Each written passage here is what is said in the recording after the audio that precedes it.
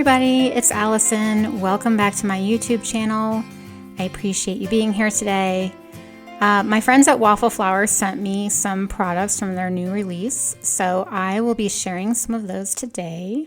The release is called Stenciled Stories, and here are the two cards that I made, and obviously there is some cute stuff in this release. So I think there's like kind of two big things in this release. Here is the first one. These are called the background blenders, and this rounds out the blending brush series from Waffle Flower. So these are obviously pretty big. They're very soft, and you can see the heads of the brushes are flat. So let's find out how big these actually are. They are about 4 3/4 long, and the brush is about 1 3/8 wide. So they are pretty big. Now they come in 3 sets. There's a set of cream, and I do like how this set has one for turquoise, and then this other set has one for pink. There's not always a red and a pink and a blue and a turquoise in sets. Now for the cream ones, I will use these for my blacks and browns and grays. Now, since these are pretty big, one of my first thoughts was, where am I going to put them? Well, I have a bazillion of these little containers from the Container Store. These fit in my drawers next to me. I have a set of those Alex drawers from IKEA that a lot of us have in our craft rooms. And these little containers fit into the shallow drawers. So let's see how many fit in here. And by the way, my Waffle Flower shader brushes, the small brushes, are all in that same drawer. Now these fit 10 comfortably, and I'll probably keep the other 2 cream ones stashed away until they're needed. All right, now I'm just going to give these a quick test in this video. I didn't make any of my backgrounds with these for today, so I will use these more over time and share with you when I use them. There is a video on the Waffle Flower site which shows you how to use these, and that's what I will do here. Now they tell you to hold it like this with your thumb on top. Because the brush is flat, you want it to be vertical to the paper. Now I found that the higher up that I held it, the less fatigued my thumb would be. Instead of gripping the top with my thumb, I just kind of let my thumb sit on top. I tend to grip things really hard. I do not hold my pencil the right way, so my hand would always get fatigued when I would write. Anyway, now you should tap off excess ink, and they tell you to do that on a non-porous surface, so this silicone mat is perfect for that. And this is great for creating a highlight behind an element. And I do realize I picked a very light color to show you, so I'm sorry that it's a little hard to see the effect here. But here I thought I would try to see about blending into the paper instead of from the middle. And I made these nice little dreamy clouds on this panel.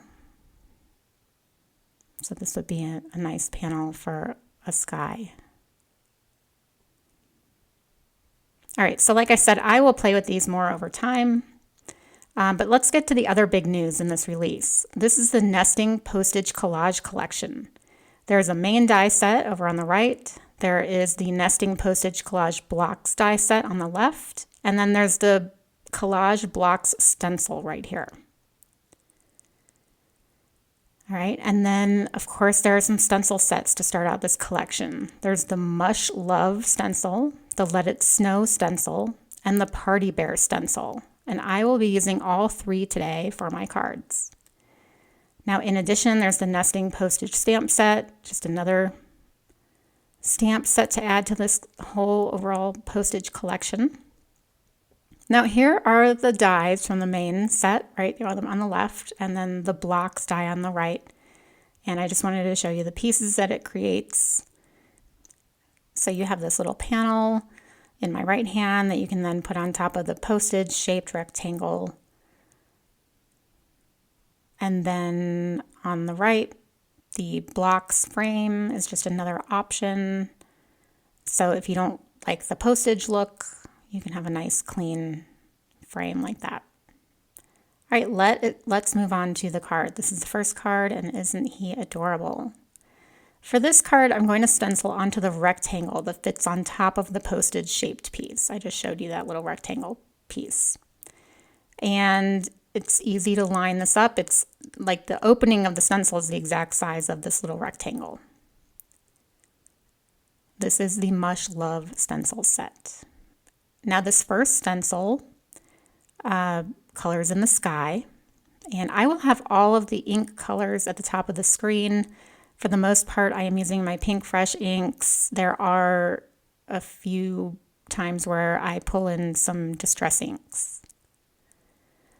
Now, there's going to be a lot of stenciling in this video. Nothing hard. Now, I will focus more on when I come in and do my own little details. But anyway, the first and second stencil design are both on the same sheet. So I'm going in with the second one here, and this does the tree, the body, or part of the body, and then part of the coffee cup. Now I'm coming in with the Masking Corners stencil. They released this, was it last month or the month before? This is a set of masking stencils, and they are great. So you'll see me use these throughout the video. Now with all of my stenciling, I am trying to start out light. You can always go darker, you cannot go lighter. So sometimes you'll see me tapping off. When I load up my brush, I'll tap off some of the excess ink. Now here's another piece in that masking stencils set. And like I said, I was going to bring in some of my distress inks. So here I am going to color in the tree. Now, towards the end of this process, I did go back in with this stencil and I added some walnut stain on top of this because I wasn't crazy about how this color looked. And now I'm masking off for the coffee cup and using the same color just for the lid. So I did get a little smudging up at the top of the trees, but that's okay. I'll fix that when I fill in the rest of the tree detail. Now this adds in the rest of the tree, the rest of the body, the quills, and I think the rest of the coffee cup. I'm starting with a dark yellow ink, and then I'll come in with an orange ink. This is Clementine, and I'm not really blending here. I'm kind of pouncing just so I don't lose all of the yellow. I figured maybe it would look a bit more textured that way. And now I'm coming in with Warm Buff to fill in his belly and his face. Now, you're going to see me using a lot of brushes in this video. I have some Waffle Flower blending brushes like the one you see here. I had reserved these strictly for my oxides because I figured having a different brand for those would help me not accidentally use them for my dye inks.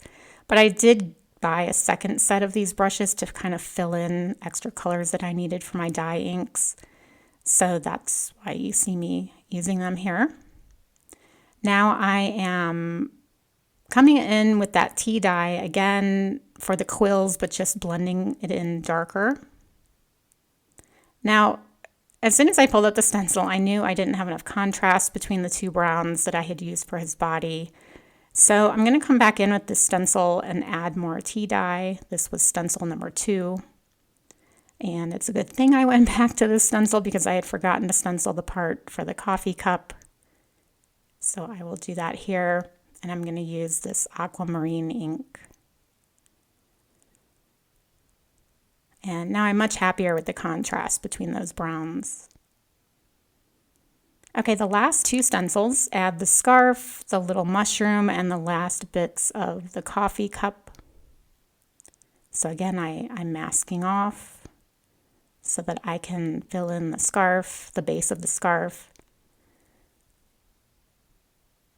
And this is Coral Reef from Pink Fresh. This stencil also adds in the facial features, so I'm masking off so I can fill these in with my black soot. And of course, as soon as you add the facial features, he really comes to life. He's already looking so cute. Now I'm using this darker pink, or red, I guess, for the mushroom cap. And I'll also use the same color when I add the details for the scarf. Now you also see me using a lot of my Shader Plus brushes. You know, I love those. I'm using pretty much all of my sizes of Shader Plus brushes. Now here I've pulled it up, forgetting again about that coffee cup. Maybe it's because I don't drink coffee, but the poor cup kept getting neglected. Now the last stencil takes care of the cute little hearts on the scarf. And you see me coming in and just adding these masks just to make sure I don't accidentally get red all over the rest of the panel.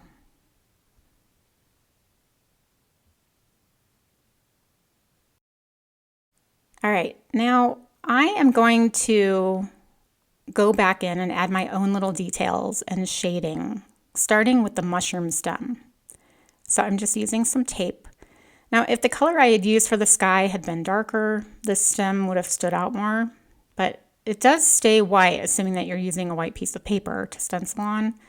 I like adding my own shading, even when I have stencil sets like this, which pretty much think of everything. So even on the scarf, I'm coming in with that lighter pink, but I'm going in darker, and I'm using my Shader 2+ brush just to add, you know, more shading.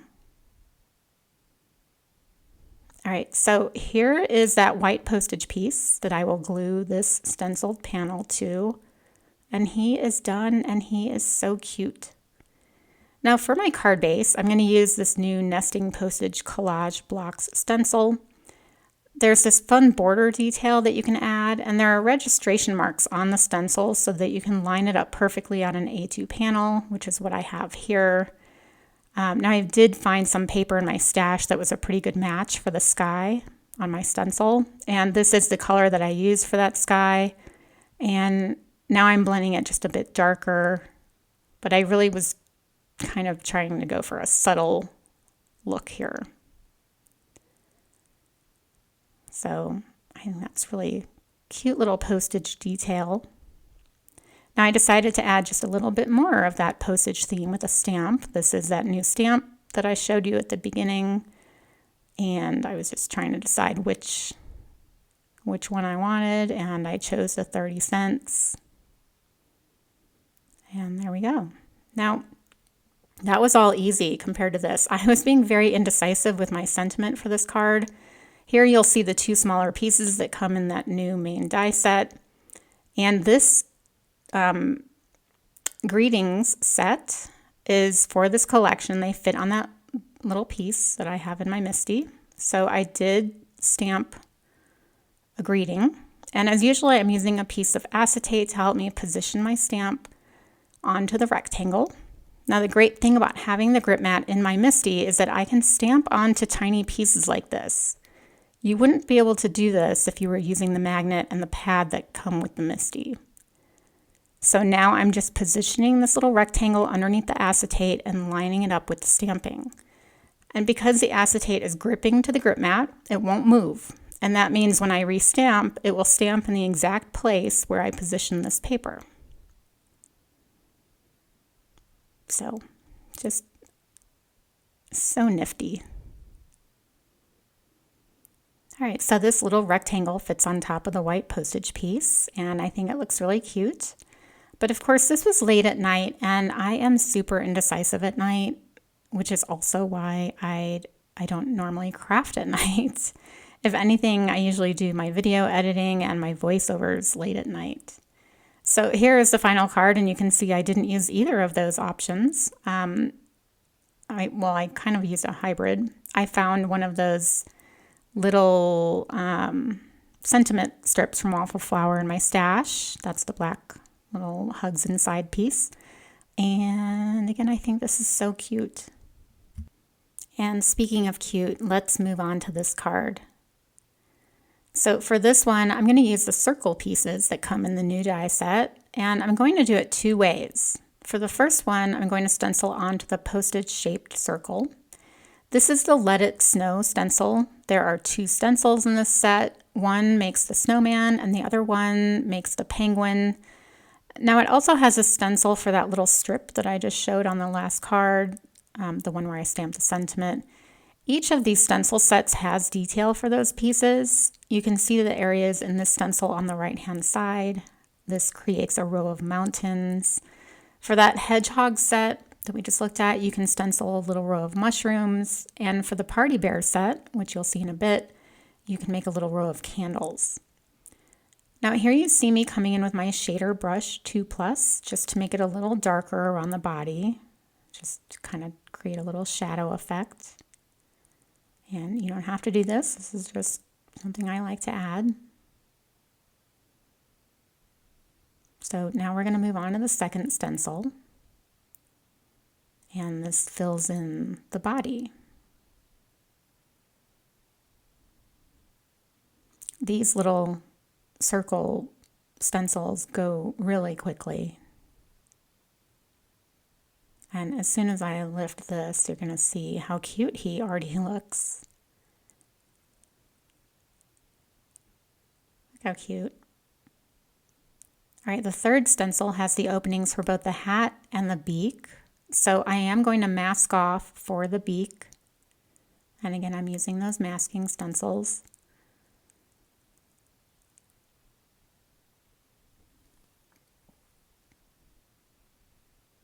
Now I'm coming in with this marigold ink, but I'm going to grab my orange brush and use whatever was left on that brush to make it a little bit darker.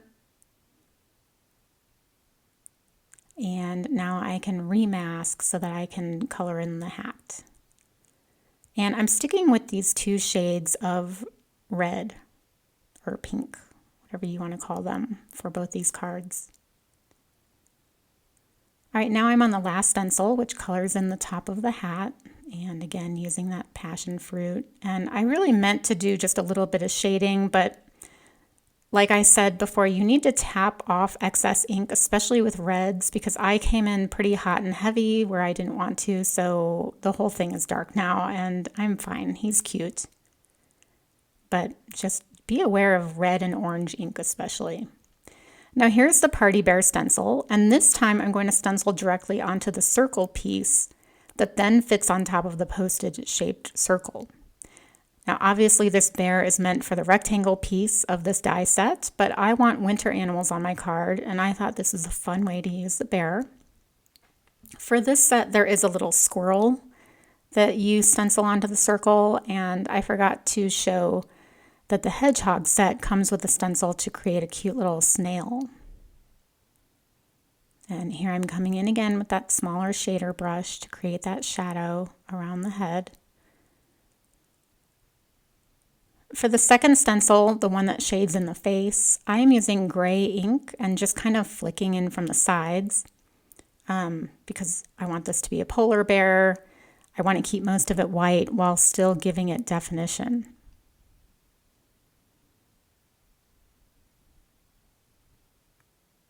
All right, now the third stencil will add in the party hat, the cheeks, ears, and the snout. So I will be using these masking pieces.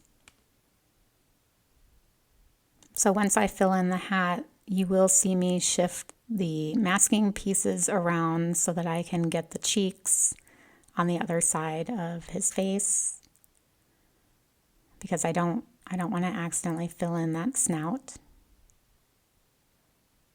Again, just using this lighter pink color. Okay, now I'm remasking so that I can color the snout gray. And can I just say how much I love these masking stencils? Not only does it save me from wasting tape, but I can't even find my tape. I have a huge roll of that Altenew purple satin tape. You'd think that would be hard to lose, but not for me. And whenever I lose something, I don't know if that happens to you guys, I always assume it landed in the garbage and then it got thrown out like on garbage day. So I always am really paranoid about that. All right, we're on the last stencil now, and this will add the polka dots to the hat, and it will add the facial features, which are so important because until you add those, it just kind of looks like a blob. So already he looks so much cuter. And here come the adorable polka dots. When I pull the stencil off, I do notice an area at the top that I need to fill in. Now, when you do stencil on top of die cuts, you know how the outside of the die cut has a ridge where it was die cut. So stenciling on top of that ridge, you sometimes end up with issues like this where it doesn't stencil evenly. So that's why I love these tiny little brushes, because it's just easy to come in. Now that little tiny piece of purple tape, I had that on my desk. So I was using a tiny bit of purple tape in this video, but they were just scraps. And I'm hoping that I find that roll soon. I'm sure I'll find it when I'm looking for something else, right? All right, so here are those adorable little guys. And I'm not going to show the whole process for this card, but I will show you the beginning of it, the product that I used to create the base for the card. So this is the new Rhombus Texture Die, part of this release. One of many texture dies that have come out in recent months. Now, as with all of Waffle Flower's texture dies, this does not have cutting lines on the outside, which is nice because you can just use it on the front of a card base. But I had already cut out this panel of pink paper, so I'm just going to use this, and I'm eventually going to cut it down and put it on a white A2 card base. Now there's also a rhombus panel die in this release that coordinates with this and adds more design possibilities. So you can check that out, and the whole release, which there's a lot more to this release than I am showing here. I have links below. And for this card, you can see I added some snowflakes. I added that overlapping Mary die from a few months ago that I am still in love with.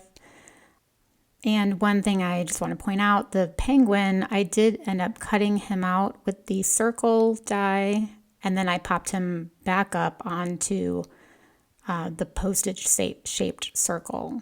I just decided I wanted him to be consistent with the bear. Anyway, I hope, as far as the bear is concerned, that I give you some inspiration to use your products differently. Let's just say always think outside of the postage collage box. I'm going to call it done here before I come up with any more bad puns.